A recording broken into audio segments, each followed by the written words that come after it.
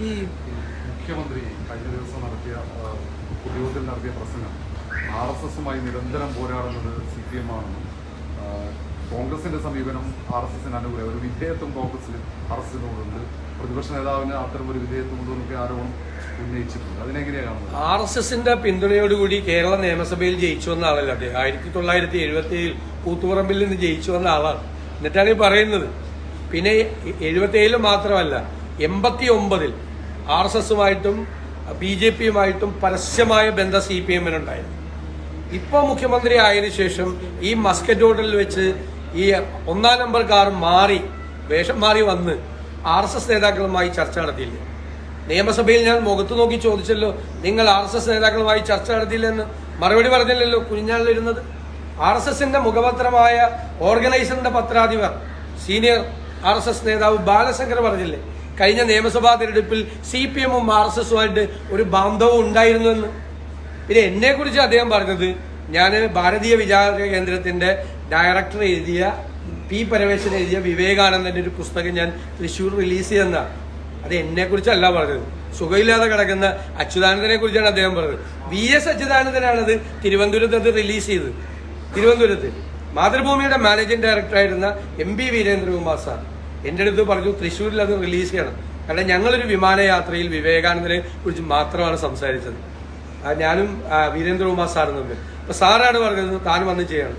ഞാൻ അവിടെ പറഞ്ഞത് വിവേകാനന്ദ പറഞ്ഞ ഹിന്ദുത്വയും ഈ ഇടതുപക്ഷത്തിന്റെ ഹിന്ദുത്വയും തമ്മിൽ രണ്ടാണെന്ന് അവിടുത്തെ പ്രസംഗിച്ചത്. സോൺ റെക്കോർഡ് ആ പ്രസംഗമുണ്ട്. VS അച്യുതാനന്ദൻ ചെയ്ത അതേ പുസ്തകമാണ് ഞാൻ റിലീസ് ചെയ്തത്.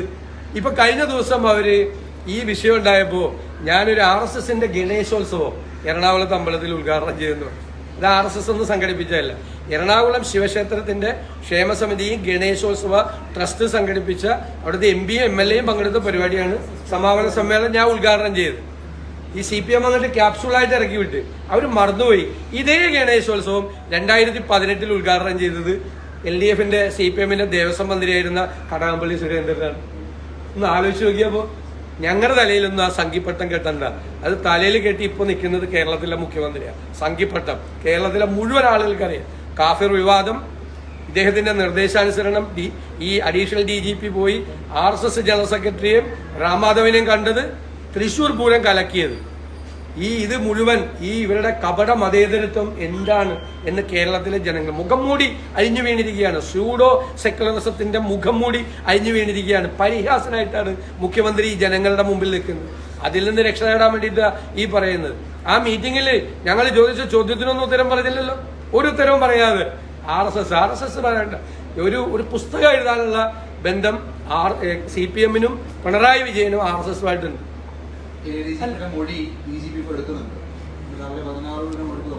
ഇതൊക്കെ ഞാൻ ചോദിക്കട്ടെ, മുഖ്യമന്ത്രി അയാളെ സംരക്ഷിക്കുമെന്നുള്ള പരസ്യമായ മെസ്സേജ് കൊടുത്തിരിക്കുന്നു. ഗുരുതരമായ ആരോപണം അയാൾക്ക് ഉണ്ടായിട്ടും അയാളും P. ശശി ആ സ്ഥാനത്ത് തുടരുന്നു. പിന്നെ എന്ത് അന്വേഷണം, എന്ത് പ്രഹസനമാണ്? അല്ലയാണെന്ന് ചോദിച്ച് എന്ത് പ്രഹസനമാണ് മുഖ്യമന്ത്രി ഈ അന്വേഷണം എന്ന് ചോദിച്ചത്? പ്രഹസനമല്ലേ? എന്നിട്ട് നിരപരാധിയായ സത്യസന്ധനായ ഒരു ഉദ്യോഗസ്ഥനെടുത്ത് മാറ്റി. എന്തൊരു റോങ് മെസ്സേജാണ് പോലീസ് സേനയ്ക്ക് കൊടുക്കുന്നത്. അവരുടെ കോൺഫിഡൻസ് തകർത്ത് കളയുന്ന മെസ്സേജാണ് കൊടുക്കുന്നത്.